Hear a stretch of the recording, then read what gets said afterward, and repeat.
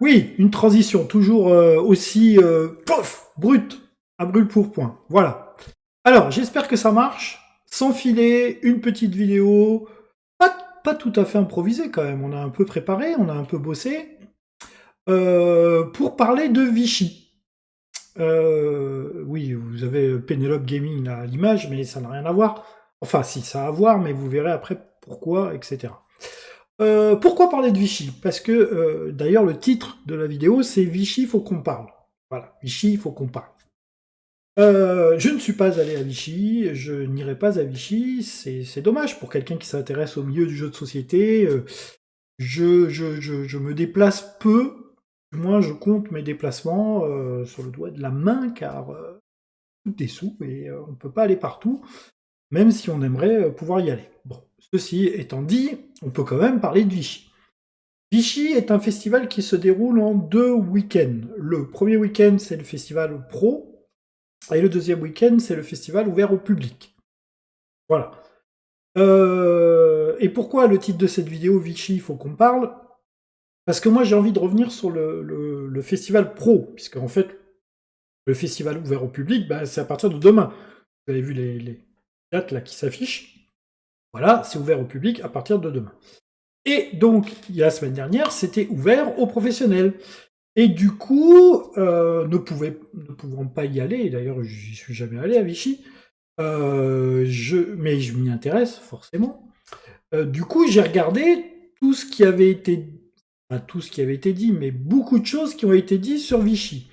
Et je vais vous conseiller, si vous n'avez pas l'occasion d'aller à Vichy, si vous voulez être au courant des sorties des futurs jeux, et connaître mon avis aussi sur ce qui s'est sur ce qui se passe en ce moment dans l'univers du jeu, eh bien c'est un petit peu le but de cette vidéo. Toujours dans l'esprit de pas forcément créer la polémique pour créer la polémique ou créer le buzz pour créer le buzz, et toujours dans l'idée c'est l'idée de la chaîne. Alors, est-ce que c'est un peu pourvoyé parce que je fais beaucoup de choses, ou je traite beaucoup de thèmes, etc. Mais toujours dans l'idée de faire réfléchir les gens sur certaines choses. Voilà, est-ce qu'on n'est pas tous la même façon de penser ou la même façon de voir l'univers du jeu. Voilà, moi c'est ce qui m'intéresse. C'est toujours la discussion, le débat, les interrogations de certains. Voilà, donc n'hésitez pas en commentaire surtout à donner votre avis. Donc pour ceux qui n'ont pas été à Vichy au Festival des pros, et qui auront peut-être l'occasion d'aller au Festival des visiteurs, tout cela, tous ceux qui veulent être au courant un peu de ce qui se passe, je vous conseille 3 ou 4 chaînes que j'ai sélectionnées et qui vont vous parler de Vichy. Et justement, dans les conseils, il y a Penelope Gaming. Pour ceux qui connaissent pas encore sa chaîne, elle a une chaîne YouTube et elle a une chaîne Twitch. Et notamment, je sais pas si elle a mis encore en ligne son backup de Vichy, mais sur Twitch, vous pouvez trouver, c'est toujours pareil, hein, Penelope Gaming, vous pouvez trouver son bilan qu'elle a fait à Vichy, et c'est très très intéressant. Alors oui, ça dure 2h49. 2h49, mais elle fait quand même, elle fait un éventail de tout ce qui est sorti, tout ce qu'il a titillé, etc. Et je dirais à l'heure actuelle, je pense que Pénélope est la meilleure critique de jeux de société que nous avons en ce moment dans les médias ludiques. Voilà. Jusqu'à présent, j'en avais d'autres qui me titillaient, qui me plaisaient bien, comme Moussino par exemple, comme d'autres. Hein, il y en a beaucoup qui m'intéressent dans les critiques ludiques. J'aime le ton de Pénélope, j'aime sa façon qu'elle a de parler des jeux de société, j'aime sa façon de mettre des bémols, qui devient maintenant sa petite marque de fabrique. Elle met des bémols quand ça lui plaît pas ou quand il y a des petites choses qui la titillent. Et puis surtout, elle aime pas tous les jeux. Ça fait du bien quand même. Hein. Mais bon, les jeux qu'elle parle pas, les jeux qu'elle aime pas, elle en parle pas forcément. Ou alors elle en parle rapidement. Voilà, bon, ça peut plaire à certains. Moi, ça m'a pas plu. Voilà, c'est ce qu'on veut, c'est ce qu'on veut entendre. Il y en a d'autres qui aimeront, et puis voilà. Et donc, rappelez-vous une chose, moi je suis pour que enfin moi je suis Encore une fois, je m'unisse pas en penseur ultime. Mais moi, je préfère des gens qui aiment des choses et qui n'aiment pas d'autres certaines choses. Toujours dans l'esprit carpe diem. Vous savez, carpe diem, c'est profiter des bons moments. Mais pour profiter des bons moments, il faut avoir vécu quelques galères ou quelques souffrances pour apprécier les bons moments. Vous voyez?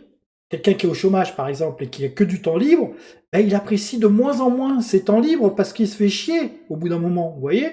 Alors que quelqu'un qui bosse et qui trime toute l'année et qui a ses week-ends pour ses temps libres, il les apprécie d'autant plus que dans la semaine, il s'est un peu fait chier au boulot, par exemple, vous voyez? Donc, c'est un peu pareil pour les jeux de société. Quand vous jouez à quand vous jouez à beaucoup de jeux de société, ben, il y en a qui vous plaisent plus ou moins. Et votre avis a de l'importance quand vous mettez en avant un jeu de société par rapport à tous ceux que vous n'avez pas aimés. Vous voyez, c'est ça le truc. Et d'ailleurs, je vais revenir sur ça par la suite, vous allez voir pourquoi. Sur le fait de ne pas forcément mettre tout sur un pied d'égalité, ou ne pas dire moi j'aime ça, moi j'aime ça, moi j'aime ça, ou ça c'est super bien, ou ça c'est super bien. Non, il y a des choses qui sont pas super bien. Il faut aussi le dire. D'abord parce que ça fait avancer un éditeur. Moi je suis désolé, mais quand vous ne trouvez pas un jeu bon ou quand vous trouvez un jeu moyen, je pense que ça rend plus service à l'éditeur. C'est comme le gars qui crée un jeu avec son groupe de copains, vous voyez, et que son groupe de copains lui dit oh, c'est fantastique, c'est merveilleux, t'as créé le plus beau jeu du monde, machin, etc. Puis qu'à l'arrivée, son jeu il se vend pas, ou qu'à l'arrivée, il y a quand même des critiques, ou il y a quand même des gens qui lui disent ouais mais ça marche pas, ou ça marche pas. Ben, c'est quand même plus constructif que de s'enterrer de gens qui pensent que comme vous, ou qui ne voient que par vous, ou qui ont l'impression que vous avez la sainte parole et que tout ce que vous faites c'est bien. Voilà. Pour les jeux de société, c'est un peu la même chose. C'est-à-dire que j'estime voyez, il y a des jeux très moyennas. Et je vais y revenir. Je vais y revenir. Donc, première chose, première réflexion, le fait que ça se passe sur 15 jours, je trouve ça un peu bizarre. Un peu bizarre. Alors, quand j'écoute, alors oui, j'allais dire, qu'est-ce qu'il faut regarder pour... Oui, je passe encore du coq à l'âne et j'oublie mon fil conducteur. Mon fil conducteur, c'est quelles sont les chaînes que je peux regarder qui vont me parler de Vichy et que j'ai envie de voir si je veux savoir qu'est-ce qui s'est passé à Vichy. Vous avez Pénélope Gaming. Ensuite, vous avez la chaîne du passe-temps. Le passe-temps, ils arrivent, voilà, les jeux de fin d'année 2022. Et vous avez le passe-temps qui en a sélectionné 27. Voilà, ils en ont vu peut-être 100, 150. Ils en ont sélectionné 27. Ben voilà, 27, je pense que c'est bien comme sélection sur 150 jeux. Je pense qu'il y en a 27, voilà, 20, une vingtaine. Pénélope Gaming, c'est un peu pareil. Elle s'attarde, et vous voyez la District Noir par exemple, c'est pareil. C'est un jeu qui a fait apparemment l'unanimité, puisque le passe-temps aussi a bien apprécié District Noir. Un petit jeu de cartes à deux, je crois. Oui, je crois que c'est à deux. Très malin. Très voilà. Alors, je vais pas faire une revue sur les jeux. Hein. Sur les jeux, vous avez des tas de youtubeurs qui vont parler des jeux là tout au long de leur sortie. Donc vous trouverez ça facilement. Moi, je vais parler du festival et des petites réflexions que j'ai retenues sur ce festival. C'est surtout ça, moi, qui m'intéresse. C'est de parler, encore une fois, de ce qu'il y a autour du jeu de société. Donc, vous avez Pénélope Gaming, vous avez le passe-temps, vous avez la chaîne, un petit peu moins connue, la zone de jeu de Gailou et Simpli et Chico. Gailou, Simpli et Chico. J'aime beaucoup cette chaîne. Ils font des parties en live sur Twitch. Ça fait partie des couples qui sont sur Twitch, qui ont une chaîne, qui font des parties. Et là, ils ont fait leur retour d'expérience sur Vichy. Une vidéo très sympathique à regarder. Là aussi, ça fait 3 heures. Hein. La vidéo, elle fait 3 heures. Ensuite, vous avez... Si vous voulez avoir un plus bref aperçu, vous avez la chaîne de Willow et Oli. Willow et Oli, là, la vidéo, elle fait une quinzaine de minutes. Elle rentre moins dans le détail des jeux. C'est intéressant. En plus, c'est pas forcément les mêmes goûts. Hein. Ils ont pas forcément les mêmes critères de sélection sur les jeux. Ils ont pas forcément les mêmes goûts. Donc, c'est intéressant d'avoir plusieurs visions. Voilà, plusieurs visions. Donc voilà, c'est les 4 chaînes. Alors il y en a peut-être d'autres. Hein. j'ai pas la prétention d'avoir tout vu, tous les comptes rendus, tous les retours des youtubeurs, mais dans les médias ludiques de ce qui s'est passé à Vichy, moi j'ai retenu ces 4 chaînes-là sur un backup de Vichy. Je ne reviendrai pas, par exemple, sur le Trick Track Show qui parle un peu de Vichy, mais pas de façon contiguë. Hein, voilà. Là, ce sont les 4 chaînes que j'ai sélectionnées qui vous ont fait un retour, du moins une émission, excusez-moi pour le freeze, une émission sur les jeux qu'ils ont vus à Vichy. Voilà. Alors, dans les réflexions qui viennent, tout de suite, et qui m'interroge sur Vichy, c'est effectivement un festival qui se déroule sur 15 jours. Je pense que c'est très très dur d'avoir les mêmes intervenants sur les 2 week-ends, que ce soit côté éditeur et que ce soit aussi côté média ludique. Et je pense aussi que ça segmentarise un petit peu les visiteurs. Euh, Parce que dans les réflexions que j'entends sur ce festival de Vichy, par exemple, j'entends ah c'était plus calme, c'était moins bruyant, les éditeurs ont pris plus de temps pour nous pitcher les jeux, pour nous expliquer. En gros, ils ont pas eu le temps de beaucoup jouer, ou ils ont joué mais il a fallu faire des sélections, parce que forcément sur 150 jeux, ils n'auront pas joué à 150 jeux en 2 jours. Puisque la plupart étaient là le samedi et le dimanche, donc il a fallu faire des choix. Et puis on leur a pitché un certain nombre de jeux, et puis sur tous les jeux qu'on leur pitch et qu'on leur explique, il y en a quelques-uns qui ont retenu leur attention. Et sur ces 15 jours, j'ai l'impression que on mélange pas les torchons et les serviettes, quoi. C'est mieux parce que les gueux ne sont pas là, que les consommateurs, les visiteurs ne sont pas là. Donc ça me gêne un petit peu, quoi. Ça me gêne un petit peu. Après, ce qui est gênant, c'est que maintenant on est au courant. Avant, on était moins au courant, ou on y prêtait moins attention. Ça a toujours existé, des festivals réservés aux professionnels ou des journées réservées aux pros. Je pense que c'est mieux sur une journée, par exemple. C'est mieux de dire, bah voilà, on a un festival qui marche vendredi, samedi, dimanche, et le vendredi c'est réservé aux pros. Samedi et dimanche c'est pour tout le monde. Pourquoi? Parce que ça, d'abord, les gens se mélangent. Hein. Je suppose que par exemple le passe-temps, ils étaient là que aux journées pro, ils sont pas là aux journées visiteurs. Et peut-être qu'il y avait plein de visiteurs qui auraient bien voulu croiser Simon ou croiser l'équipe du passe-temps, voilà, pour leur dire un petit coucou, pour leur dire combien ils les apprécient. Pareil pour les Instagrammeuses, pareil pour l'équipe Trick Track, par exemple. Ça m'étonne. Je pense que Trick Track, l'équipe Trick Track, par exemple, n'est pas là le week-end pro et le week-end visiteur. Donc c'est ce côté, on mélange pas les torchons et les serviettes, ça me gêne un peu. Voilà, je préférerais un festival. Euh, Après, chacun fait comme il peut et comme il veut. Hein.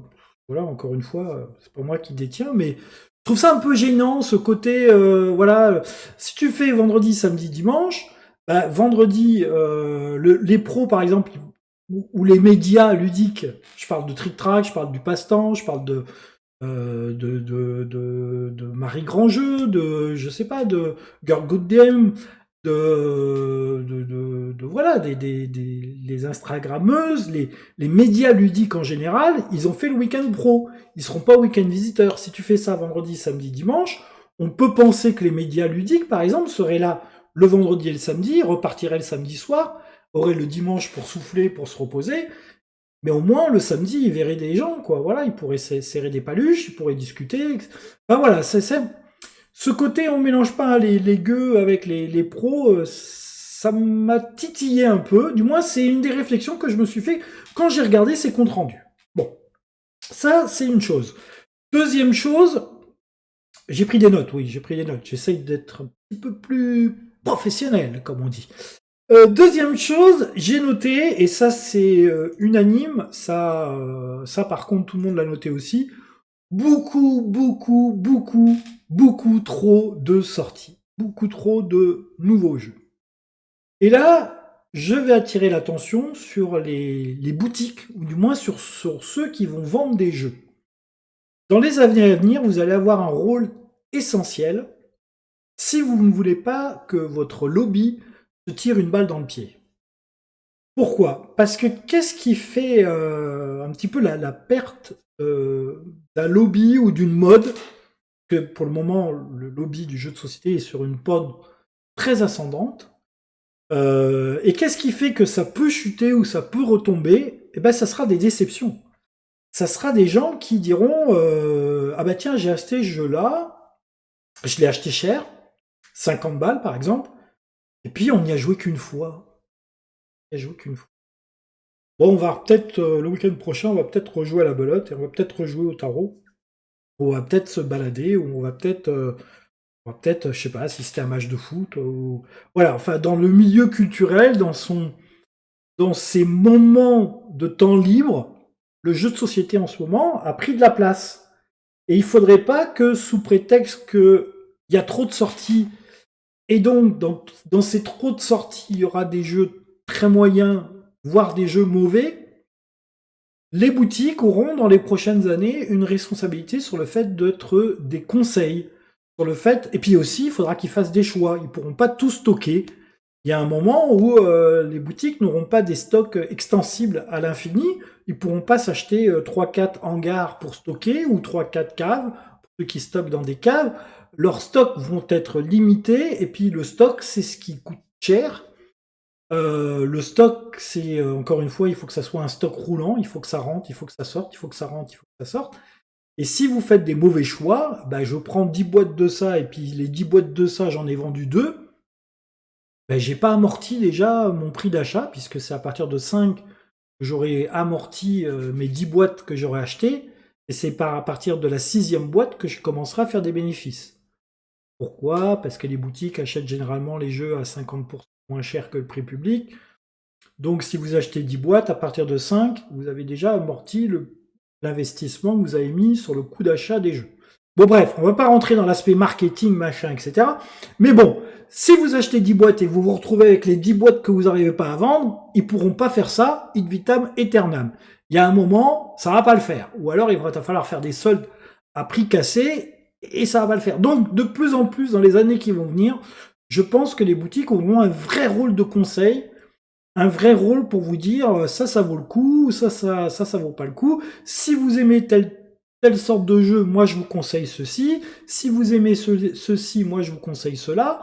Il y a un moment où le vendeur boutique va être un véritable conseiller et les boutiques auront des responsabilités sur les jeux qu'ils vont choisir et qu'ils vont pas choisir. Ça sera difficile à vivre parce qu'il y aura forcément des éditeurs qui seront déçus. Il y aura forcément, et là, on est dans un système capitaliste, donc ça va encourager les gros.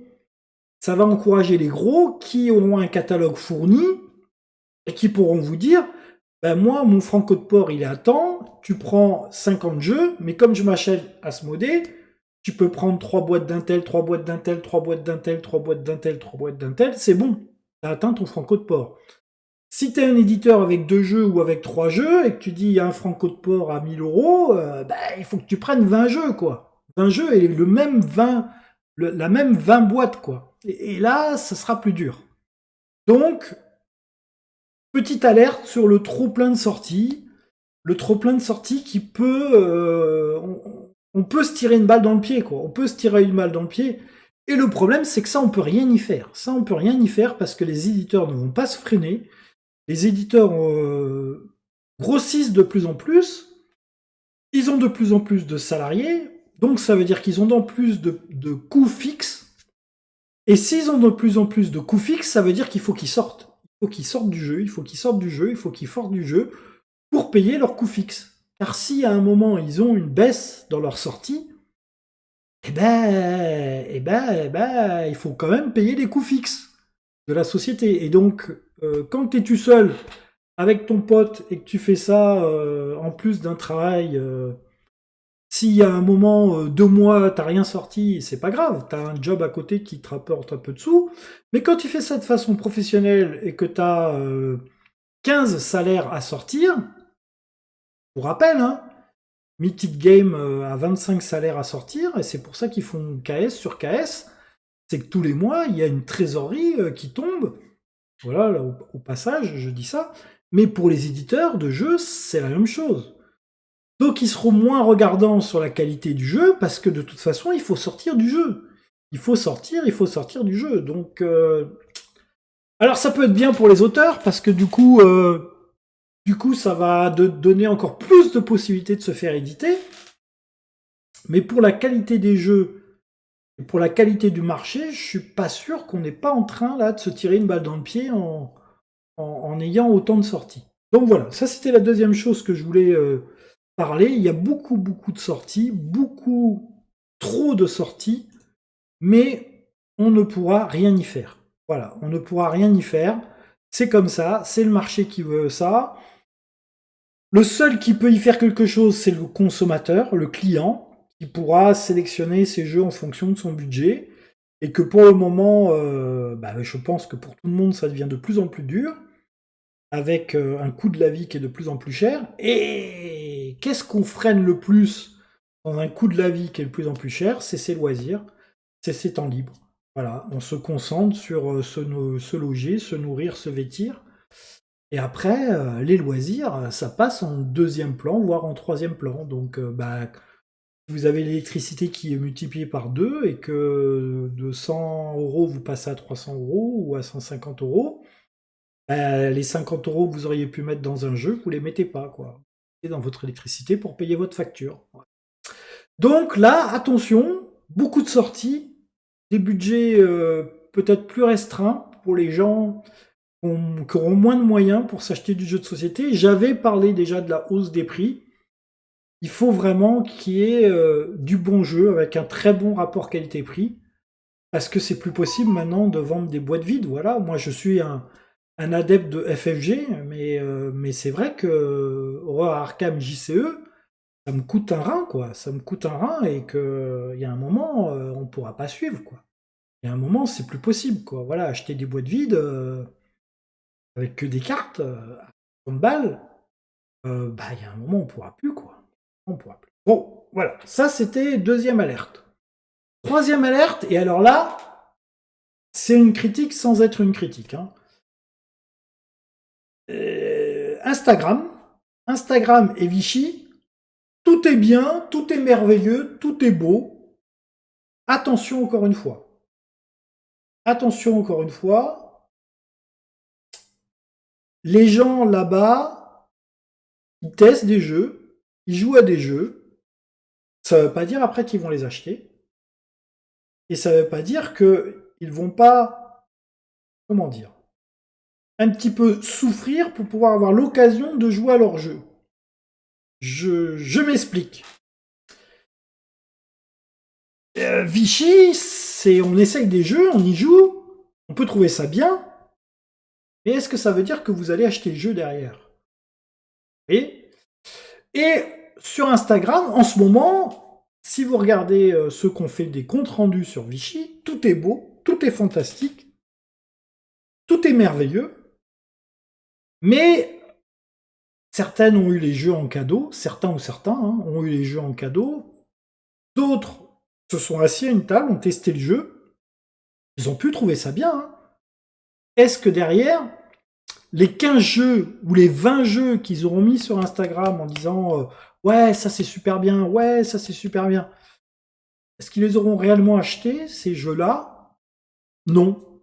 Par contre, ce sont des influenceurs, alors qu'on le veuille ou non, là n'est pas le débat de cette vidéo, ce sont des influenceurs, ils vont influencer un certain nombre de gens qui vont acheter les jeux qu'ils ont mis en avant. Et encore une fois, vous avez une part de responsabilité sur la façon dont les gens achètent les jeux. Attention. Voilà, attention. Mettons des bémols. Regardons cela avec un peu de recul. Tout n'est pas forcément bien et tout n'est pas forcément fantastique. Voilà. Donc si vous voulez vous faire un avis sur Vichy et tous les jeux qui sortent pour Vichy, Instagram n'est pas forcément le bon reflet de ce qui sera bien et de ce qui sera pas bien. Ça peut vous donner des idées, bien entendu. Je ne mets pas tous les Instagrammeurs et tous les Instagrammeuses dans le même panier. Mais la tendance quand même sur Instagram, c'est de dire tout est bien, ça c'est fantastique, ce jeu-là est merveilleux. Ça me gêne. À moi, hein. Et voilà, mais bon, c'est ma chaîne, c'est ma vidéo, vous regardez ma chaîne, ma vidéo, voilà, vous allez avoir mon avis, voilà, vous pouvez ne pas être d'accord avec moi, mettez-le en commentaire, vous pouvez vous dire, mais quel connard, mais vraiment, mais mettez-le en commentaire aussi si vous voulez. Voilà, donnez vos explications, moi je donne les miennes, et puis derrière, vous en faites ce que vous voulez. Voilà. Happy aussi, alors donc j'allais y revenir, et Vichy c'est très près d'Essen. Et donc, les éditeurs, ils ont tous envie de sortir pour Essen. Là. Essen, on sait que c'est la temple, le mythe absolu, et donc, il faut sortir pour Essen, quoi.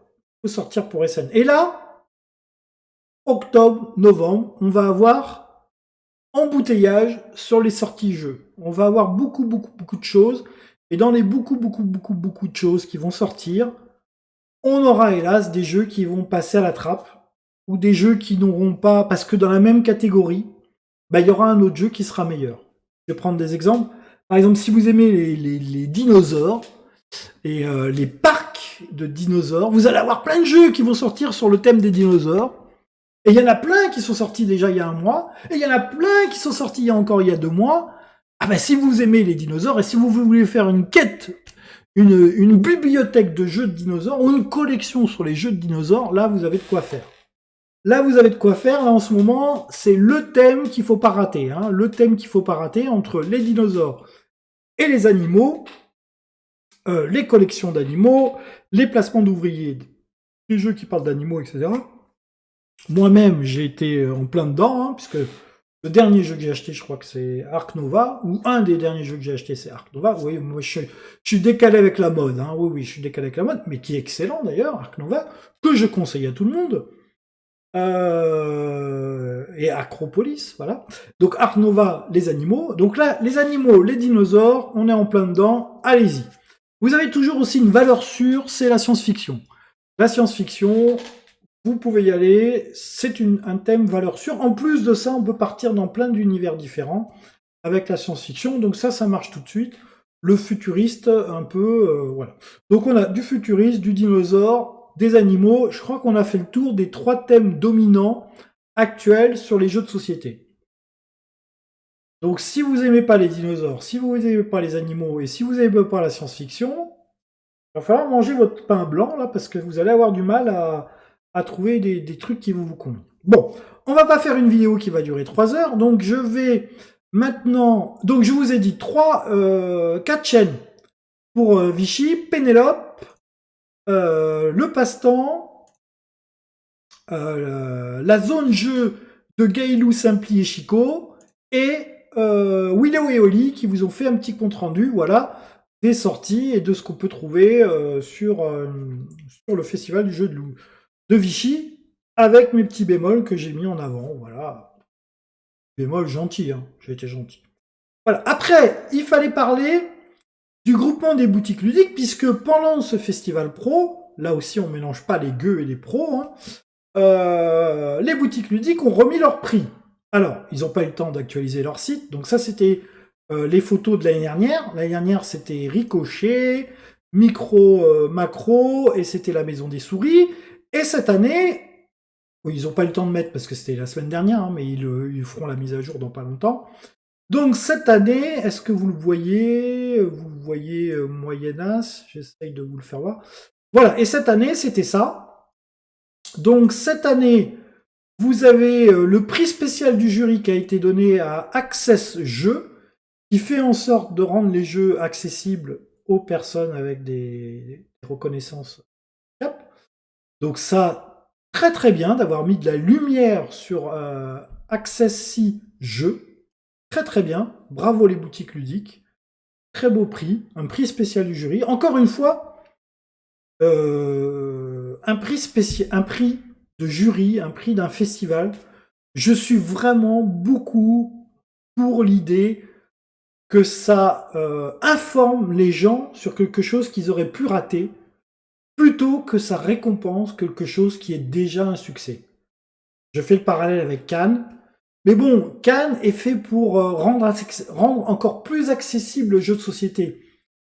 Donc le fait qu'ils remettent des prix à des tubes, oui, ok. Donc on va dire que Cannes, c'est les Energy Awards, hein, et on va dire que le prix des groupements ludiques, c'est plus les Oscars, les Césars, voilà. Donc, accès jeu, prix spécial du jury. Vous avez Welcome, je crois, Welcome to the Moon, qui a gagné le prix du travail des auteurs. Travail octarial, j'avais pas vu ça. La vache, travail octarial, je savais même pas que le mot existait. Alexis Allard et Benoît Turpin pour Welcome to the Moon, très bien. Ah. Et ensuite, vous avez le prix des illustrations pour Luan Hung, je ne sais pas comment ça se prononce, pour Canva. Très très bien aussi, voilà. Donc ça, c'était important de le voir. Et ensuite, vous avez le travail éditorial pour Mixflore et Tribuo pour Packet Chips. Là aussi, je dois dire que Packet Chips, travail éditorial, oui. Faire un Packet Chips qui ressemble à un Packet Chips pour un jeu de société, je dis oui. Très bon. Donc là, je suis entièrement d'accord. On s'en fout à la limite de ce que je pense. Mais bon, encore une fois, vous êtes sur ma chaîne, patati patata. Je regrette que le prix des auteurs, Alexis Allard, Benoît Turpin, ils l'ont déjà gagné peut-être pour Welcome. Donc bon, Welcome to the Moon est une déclinaison de Welcome. Alors certes, il y a des innovations, il y a des choses, et on est quand même un petit peu sur le principe. J'aurais bien voulu que ça soit un jeu complètement novateur, voilà, complètement nouveau. Ouais, c'est le seul petit bémol, peut-être, si je pouvais en mettre un petit bémol, sur le fait que Welcome to the Moon n'est pas entièrement au niveau d'un auteur de jeu. Encore une fois, je me place du niveau de l'auteur de jeu. Au niveau d'un auteur de jeu n'est pas forcément une création de A à Z, quoi. Voilà. Après, reste un grand jeu, un bon travail de l'auteur, etc. Et prix spécial du jury à accessible. Voilà, cette vidéo est finie. Non, pas tout à fait, j'allais vous parler quand même au passage. Je glisse au passage que Four Against Darkness, ou 4 contre les ténèbres, puisqu'il a été traduit comme cela. Et oui, traduction littérale. Va sortir en français. Donc ça, pour tous ceux qui aiment les dungeon crawlers, qui aiment les livres dont vous êtes le héros, où on joue tout seul dans son coin, où on va interpréter 4 aventuriers, eh bien ça sort en français, et il y a en ce moment la précommande. On appelle ça comment? Une précommande, oui, c'est une précommande. La précommande du jeu, c'est-à-dire que c'est un Kickstarter en fait, mais qui n'est pas Kickstarter. C'est une précommande, c'est-à-dire qu'on va quand même l'éditer, on va quand même le faire. Vous pouvez l'acheter en avance, mais bon, le temps qu'on ait le budget pour le faire et pour l'éditer et lancer la machine, ça serait bien qu'on ait au moins 2000 ou 3000 gens qui l'achètent. Donc, c'est un Kickstarter sans être un Kickstarter, du coup c'est une précommande, c'est-à-dire que le jeu il sera quand même fait, il sera quand même édité, même s'il n'y a que 10 gens qui le commandent.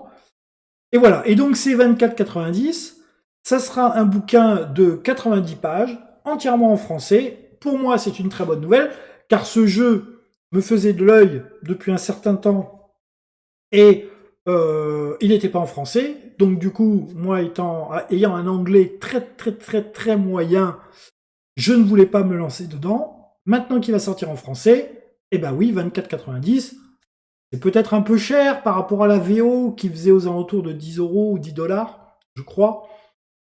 C'est un peu cher. 24,90, c'est un bouquin, un bon bouquin.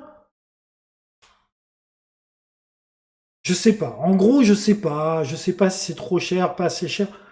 Je pense que ça pique un peu, quoi, à 24,90. Mais vous avez aussi le PDF qui est offert. Le PDF qui doit tourner aux alentours de 10 €, entre 8 et 10 €. Donc, pour une version française, vous avez le PDF en français, qui est tout de suite accessible, lui, par contre. Votre bouquin, vous le recevrez plus tard, quand il sera édité. Et là, il n'y a pas de date, sur la date d'expédition. Ça peut très bien être 2 mois, comme ça peut être 6 mois, comme ça peut être 1 an. Donc vous allez passer votre précommande, vous allez précommander le bouquin, qui est donc édité par Black Book Edition, 24,90 €. Vous aurez le bouquin que vous allez recevoir chez vous dans 3 mois, dans 6 mois, dans 1 an, mais vous avez accès au PDF tout de suite maintenant. Voilà, il est offert. Donc vous pouvez déjà y jouer en français. Et je tenais à mettre la lumière sur ça, parce que For Against Darkness, je pense que c'est excellent pour tous ceux qui aiment le dungeon crawler, l'exploration de donjons avec des aventuriers dans un monde d'heroic fantasy. Voilà, moi je pense que ça peut être très intéressant. Voilà, il a 7,5 sur BJG, et vous avez tout un tas de photos, voilà, qui vous illustrent ce que ça peut donner. Voilà, vous allez construire votre donjon avec votre papier, votre stylo. Parfois, ça fait du bien d'avoir un matériel minimaliste, mais parfois, il faut pas grand-chose pour faire un bon jeu. Voilà. Donc, c'est ainsi que se termine cette vidéo. J'espère qu'elle vous aura plu. N'hésitez pas. Et là, je fais du YouTube friendly, c'est-à-dire que YouTube fonctionne avec des algorithmes, et les algorithmes, ils disent que c'est bien que les gens réagissent par rapport à votre vidéo. Si les gens ne font que regarder votre vidéo, ou s'ils se barrent au bout de 3 minutes, la vidéo, elle passe aux oubliettes. Si vous êtes resté jusqu'au bout, c'est très bien. Si en plus de cela, vous avez cliqué sur le petit pouce vers le haut, c'est super. Sur la petite cloche, alors là, on est au nirvana, c'est-à-dire que vous êtes abonné et que vous serez averti à chaque fois qu'il y aura une nouvelle vidéo. Et si en plus de ça, vous avez laissé un commentaire, alors là, vous avez touché 3 fois l'algorithme de YouTube, commentaire, pouce vers le haut, ou pouce vers le bas d'ailleurs, ça marche pareil au niveau de l'algorithme. Commentaire, pouce vers le haut et la cloche, 3 fois l'algorithme de YouTube. YouTube, du coup, il frémit comme un petit saumon frétillant, il est content, et il y aura d'autres vidéos. Parce que je n'ai pas l'intention de faire des vidéos pour être vues par 10 personnes. Donc plus cette vidéo sera vue, plus elle pourra communiquer sur ce qu'elle est, la vidéo, hein, pas moi. Eh bien, ça sera bien. Voilà, ça sera bien. Et il y en aura d'autres. Voilà. Pour écouter une autre voix, un autre son de cloche, un autre avis, une autre vision de ce qui se passe autour du jeu de société. Voilà. Amusez-vous bien, passez un bon week-end, jouez à vos jeux, puisque c'est ça l'essentiel. Et à une prochaine vidéo, si tout va bien. Bye bye tout le monde. Salut.